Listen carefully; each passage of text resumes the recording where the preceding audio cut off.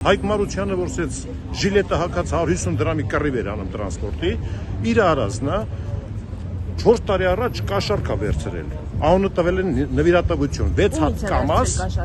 կառուցապատողից վերցրել է դրանու կաշառք, ուրիշ բան չես կարող ասես։ Մի 6 հատ կամազ, 10 հատ ուազ ու դրանից հետո սկսել են 8-ից 10 անգամ հետաձգել են շահագործումը։ Քիչ տուգանքներով, բան մեզով է հատուցելու, այս 4 տարի սպասելուց հետո։ Հիմա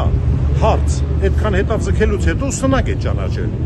Մշակված, կանխամտածված սննկացում է գնացել։ Հիմա հարց։ Հիմա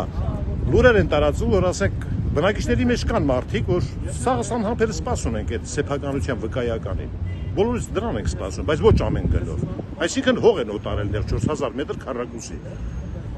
Տնորենը իմ լսելով կառուցապատողի Համլետ անունով, չգիտեմ ով է։ Հա, կանչում, համոզում, որ պարտք ու պահանջ չունեք, ստորագրի, որ վկայականը տաք։ Չպայմաններ է, այդ ինչ է։